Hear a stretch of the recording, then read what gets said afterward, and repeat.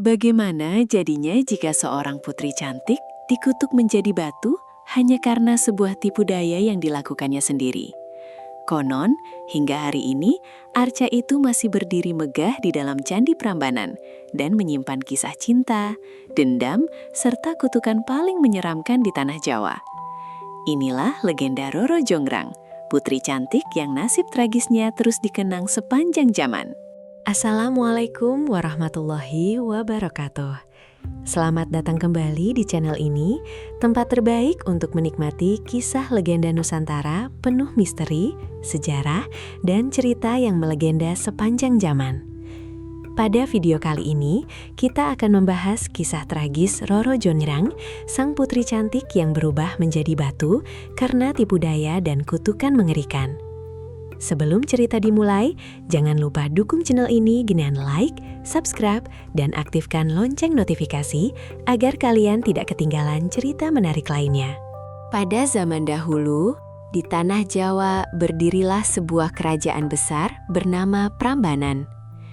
Kerajaan itu terkenal sangat makmur dengan sawah yang luas, sungai yang jernih, dan rakyat yang hidup berkecukupan. Pasar-pasar selalu ramai oleh para pedagang dari berbagai daerah. Namun, di balik kemegahan itu, rakyat sebenarnya hidup dalam ketakutan. Raja yang memimpin kerajaan tersebut adalah Prabu Baka, seorang raja sakti yang memiliki kekuatan luar biasa.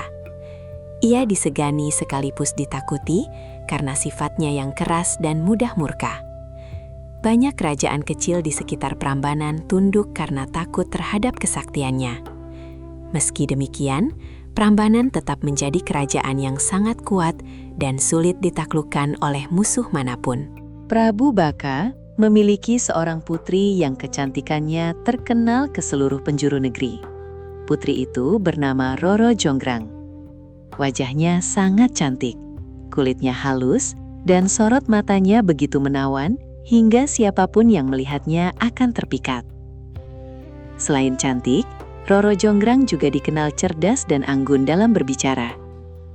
Banyak pangeran dan bangsawan datang ke Prambanan hanya untuk melihatnya dari dekat. Mereka membawa hadiah-hadiah mewah dan berharap dapat mempersunting sang putri. Namun, Roro Jonggrang tidak mudah jatuh hati. Ia memiliki sifat tegas dan tidak ingin menikah dengan sembarang pria.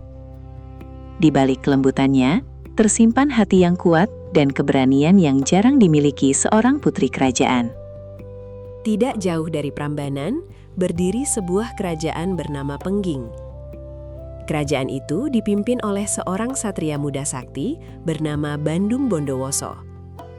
Ia terkenal gagah berani dan memiliki ilmu kesaktian yang sangat tinggi. Sejak muda, Bandung Bondowoso telah memenangkan banyak pertempuran dan berhasil memperluas wilayah kekuasaannya. Rakyat Pengging sangat menghormatinya, karena selain kuat, ia juga cerdas dalam memimpin kerajaan. Namun di balik semua itu, Bandung Bondowoso memiliki ambisi besar untuk menjadikan Pengging sebagai kerajaan paling kuat di tanah Jawa. Ia mengetahui bahwa satu-satunya kerajaan yang mampu menandingi kekuatan Pengging hanyalah Prambanan yang dipimpin Prabu Baka. Suatu malam, Bandung Bondowoso duduk memandangi wilayah kerajaannya dari balkon istana. Ia berpikir bahwa selama Prambanan masih berdiri kuat, cita-citanya untuk menguasai seluruh wilayah tidak akan pernah tercapai. Para penasehat kerajaan sebenarnya memperingatkan bahwa menyerang Prambanan bukanlah keputusan mudah, karena Prabu Baka dikenal sangat sakti dan memiliki pasukan yang kuat. Namun, Bandung Bondowoso tidak gentar sedikit pun. Dengan penuh keyakinan, ia memutuskan untuk mempersiapkan pasukan terbaiknya. Genderang perang mulai ditabuh, para prajurit dilatih siang dan malam, dan senjata-senjata mulai dipersiapkan. Bandung Bondowoso telah bertekad bahwa peperangan besar akan segera terjadi antara Pengging dan Prambanan. Hari yang ditentukan akhirnya tiba. Langit pagi tampak gelap ketika pasukan Pengging bergerak menuju Prambanan. Ribuan prajurit membawa tombak, pedang, dan panah memenuhi jalan menuju kerajaan itu. Ketika kabar penyerangan sampai ke istana, Prabu Baka segera memerintahkan seluruh pasukannya bersiap menghadapi musuh. Pertempuran besar pun pecah di depan gerbang kerajaan. Suara dentingan pedang dan teriakan perang menggema di mana-mana. Banyak prajurit gugur di medan perang. Bandung Bondowoso maju paling depan dengan kesaktian luar biasa yang membuat lawannya ketakutan. Ia mampu mengalahkan banyak prajurit sekaligus hanya dengan sekali serangan. Pertempuran berlangsung sangat sengit hingga tanah Prambanan dipenuhi debu dan darah.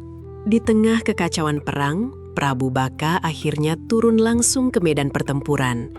Tubuhnya besar dan wajahnya tampak menyeramkan. Ia membawa senjata sakti yang membuat banyak prajurit Pengging mundur ketakutan. Ketika Prabu Baka dan Bandung Bondowoso saling berhadapan, suasana mendadak menjadi sunyi. Dua ksatria sakti itu kemudian bertarung dengan kekuatan penuh. Serangan demi serangan mengguncang tanah di sekitar mereka. Pertarungan berlangsung lama dan sangat sengit. Namun pada akhirnya, kesaktian Bandung Bondowoso berhasil mengungguli Prabu Baka.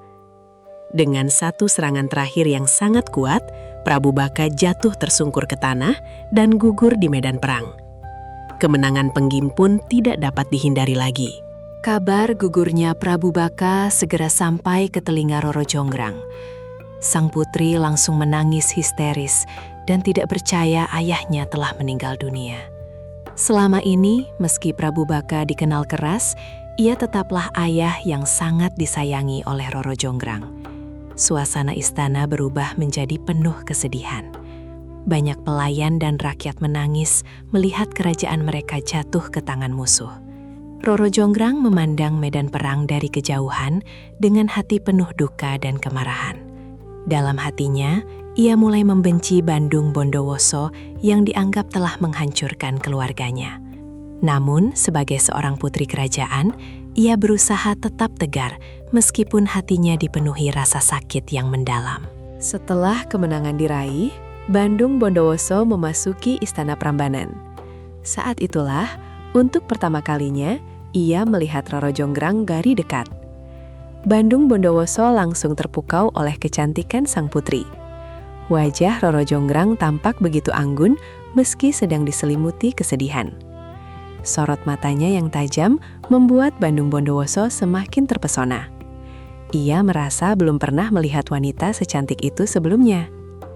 Sementara itu, Roro Jonggrang memandang Bandung Bondowoso dengan penuh kebencian, karena pria itulah yang telah membunuh ayahnya. Meski begitu, ia tetap berusaha bersikap tenang dan menjaga martabatnya sebagai seorang putri kerajaan. Pertemuan pertama itu menjadi awal dari kisah cinta sekaligus tragedi besar yang akan dikenang sepanjang masa. Beberapa hari setelah peperangan berakhir, Bandung Bondowoso memanggil Roro Jonggrang ke aula istana. Dengan penuh percaya diri, ia menyampaikan keinginannya untuk menikahi sang putri. Semua orang di dalam istana terkejut mendengar lamaran itu. Bandung Bondowoso mengatakan bahwa ia ingin menjadikan Roro Jonggrang sebagai permaisuri kerajaan Pengging. Ia percaya kecantikan dan kecerdasan sang putri sangat pantas mendampingi dirinya sebagai penguasa besar. Namun di dalam hati, Roro Jonggrang merasa sangat marah dan jijik mendengar permintaan tersebut. Baginya, Bandung Bondowoso bukanlah seorang pahlawan, melainkan musuh yang telah merenggut nyawa ayahnya. Meski demikian, Roro Jonggrang sadar ia tidak bisa menolak secara kasar, karena keselamatan rakyat Prambanan sedang dipertaruhkan. Sejak lamaran itu disampaikan, Roro Jonggrang mulai memikirkan cara agar dapat menolak Bandung Bondowoso tanpa menimbulkan perang baru. Ia tahu bahwa jika menolak secara langsung, Bandung Bondowoso mungkin akan marah dan menghancurkan seluruh kerajaan Prambanan. Karena itulah, Roro Jonggrang memilih menyembunyikan kebenciannya di balik wajah yang tenang. Setiap kali bertemu Bandung Bondowoso, ia tetap berbicara sopan meski hatinya dipenuhi amarah. Pada malam hari, sang putri sering termenung memikirkan nasib dirinya dan rakyat kerajaan. Ia merasa terjebak dalam keadaan yang sangat sulit. Hingga akhirnya, muncul sebuah ide di dalam pikirannya.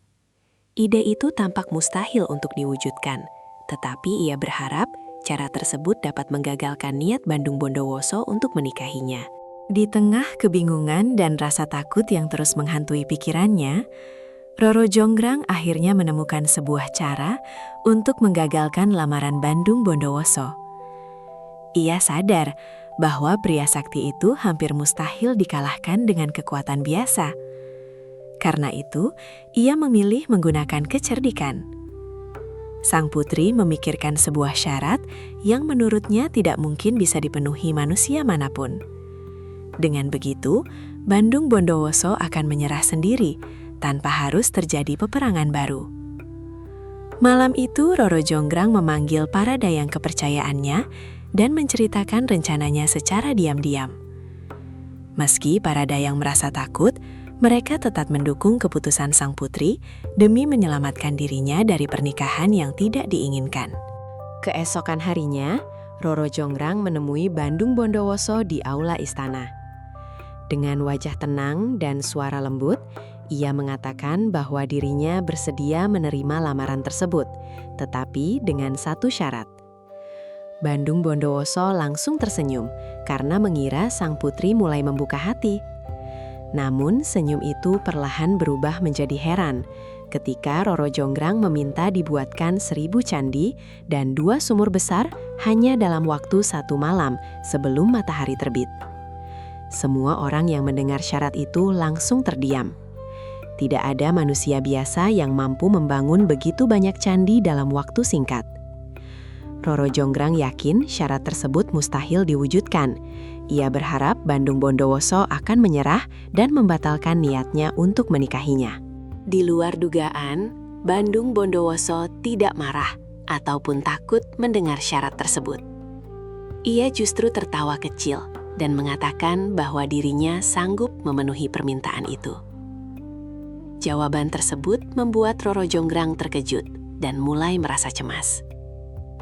Bandung Bondowoso dikenal memiliki ilmu kesaktian tinggi dan mampu memanggil makhluk gaib untuk membantunya. Meski begitu, sang putri tetap mencoba meyakinkan dirinya bahwa membangun 1000 candi dalam 1 malam tetaplah hal yang mustahil. Setelah menyatakan kesanggupannya, Bandung Bondowoso segera mempersiapkan ritual besar. Ia memerintahkan seluruh prajurit menjaga area pembangunan dan melarang siapapun mengganggu pekerjaannya. Malam yang menentukan nasib Roro Jonggrang pun akhirnya tiba. Ketika malam mulai gelap, Bandung Bondowoso duduk bersila di tengah tanah lapang sambil membaca mantra-mantra sakti. Angin bertiup semakin kencang dan suasana berubah menyeramkan. Tak lama kemudian, muncul pasukan jin dan makhluk halus dari berbagai penjuru. Mereka datang memenuhi area Prambanan dengan wajah mengerikan dan mata bercahaya merah. Bandung Bondowoso memerintahkan mereka membangun 1000 candi sebelum fajar tiba. Dalam sekejap, para makhluk gaib mulai bekerja dengan kecepatan luar biasa. Batu-batu besar berpindah sendiri dan bangunan candi mulai berdiri satu demi satu. Dari kejauhan, Roro Jonggrang menyaksikan semua itu dengan tubuh gemetar. Ia baru menyadari bahwa Bandung Bondowoso benar-benar memiliki kekuatan yang tidak biasa. Semakin malam, jumlah candi yang berdiri semakin banyak. Para jin bekerja tanpa lelah, sambil mengangkat batu raksasa dengan mudah. Suara dentuman batu dan tiupan angin terdengar di seluruh wilayah Prambanan. Dalam waktu singkat, puluhan candi telah selesai dibangun dengan bentuk yang sangat megah. Roro Jonggrang mulai panik, melihat syarat yang dianggap mustahil ternyata hampir berhasil diwujudkan. Para dayang yang menemaninya pun ketakutan dan tidak tahu harus berbuat apa. Bandung Bondowoso terus mengawasi pekerjaan itu dengan penuh keyakinan. Sesekali ia tersenyum, membayangkan bahwa sebentar lagi Roro Jonggrang akan menjadi istrinya. Malam itu menjadi malam paling menegangkan bagi sang putri, karena harapannya mulai runtuh sedikit demi sedikit. Waktu berjalan semakin cepat. Jumlah candi yang selesai dibangun terus bertambah hingga mencapai ratusan. Para jin bekerja dengan sangat cepat, seolah tidak mengenal lelah. Setiap kali satu candi selesai, makhluk goib lainnya langsung mulai membangun candi berikutnya. Dari balkon istana, Roro Jonggrang menghitung jumlah candi dengan penuh kecemasan.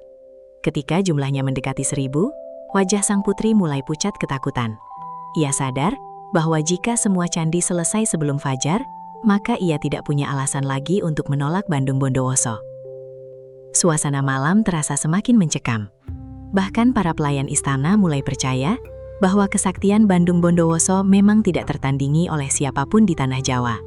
Melihat jumlah candi hampir mencapai 1000, Roro Jonggrang tidak mampu lagi menyembunyikan rasa takutnya. Ia mondar-mandir di dalam kamar sambil memikirkan cara menghentikan pembangunan itu. Sang putri merasa putus asa karena semua rencananya tampaknya akan gagal. Para dayang mencoba menenangkannya, tetapi mereka sendiri ikut panik melihat kecepatan para jin bekerja. Dalam keadaan terdesak, Roro Jonggrang tiba-tiba mendapatkan sebuah ide licik. Ia teringat bahwa makhluk gaib sangat takut terhadap cahaya matahari dan suara aktivitas pagi. Jika mereka mengira fajar telah tiba, mungkin mereka akan menghentikan pekerjaannya.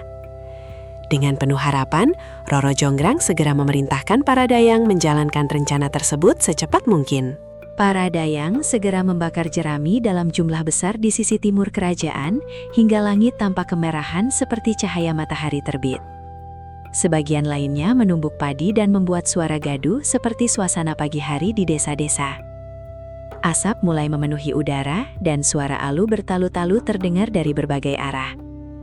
Roro Jonggrang berharap para jin akan tertipu oleh suasana palsu itu. Benar saja, para makhluk gaib mulai gelisah melihat cahaya merah di langit. Mereka saling berbisik dan merasa waktu malam hampir habis. Bandung Bondowoso yang sedang berkonsentrasi tidak menyadari tipu daya tersebut. Sementara itu, Roro Jonggrang terus memandang dari kejauhan dengan harapan besar agar rencananya berhasil menghentikan pembangunan candi. Suasana yang dibuat para dayang ternyata semakin meyakinkan. Cahaya merah dari jerami yang terbakar membuat langit tampak seperti menjelang pagi. Suara tumbukan padi terdengar bersaut-sautan hingga membangunkan ayam-ayam di sekitar kerajaan. Ayam-ayam itu mulai berkokok keras, seolah menyambut datangnya fajar. Mendengar suara tersebut, para jin semakin panik. Mereka percaya matahari akan segera terbit, dan mereka harus segera kembali ke alam gaib sebelum terkena cahaya pagi. Satu persatu, makhluk halus mulai menghentikan pekerjaannya dan melarikan diri. Roro Jonggrang tersenyum lega melihat rencananya berhasil.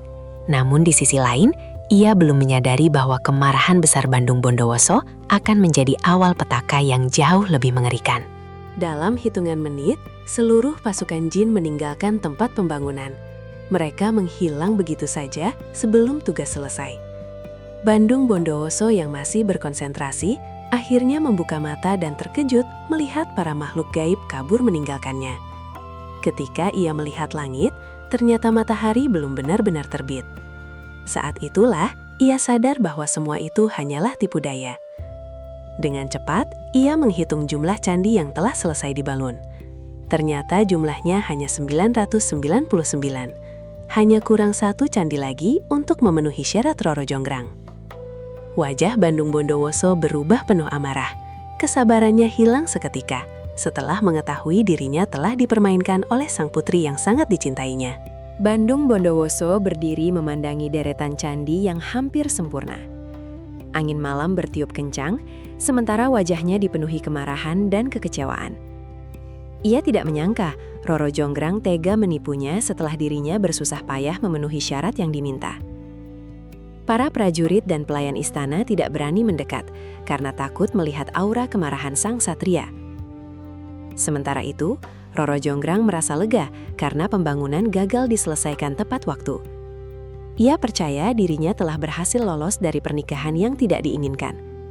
Namun rasa lega itu tidak berlangsung lama. Bandung Bondowoso mulai berjalan menuju istana dengan tatapan tajam.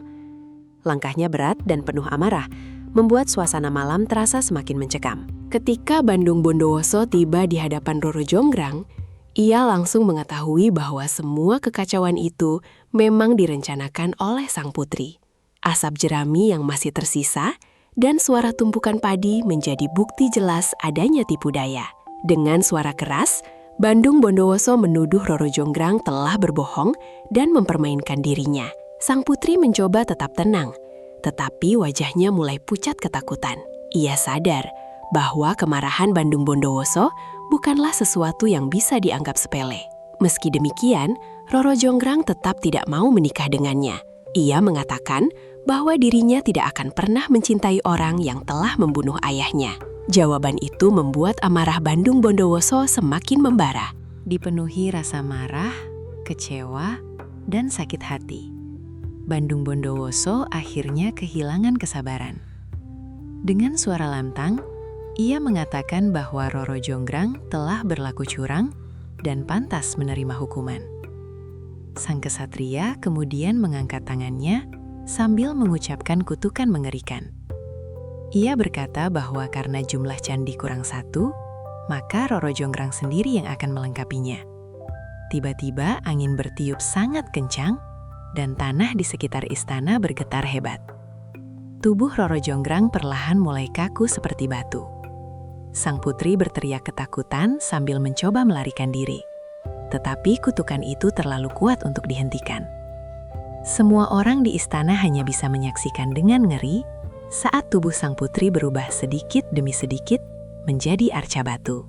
Dalam beberapa saat, tubuh Roro Jonggrang akhirnya berubah sepenuhnya menjadi batu. Wajah cantiknya membeku menjadi arca yang berdiri megah di dalam candi terakhir. Bandung Bondowoso memandang arca itu dengan perasaan campur aduk, antara marah, sedih, dan penyesalan. Sementara itu, rakyat Prambanan percaya bahwa arca tersebut adalah jelmaan Roro Jonggrang yang dikutuk untuk selamanya. Sejak saat itu, kompleks Candi Megah itu dikenal sebagai Candi Prambanan. Hingga kini, banyak orang masih mempercayai legenda tragis tersebut sebagai bagian dari sejarah dan budaya tanah Jawa. Kisah cinta, dendam, dan tipu daya itu terus diceritakan turun-temurun dan menjadi salah satu legenda paling terkenal di Indonesia.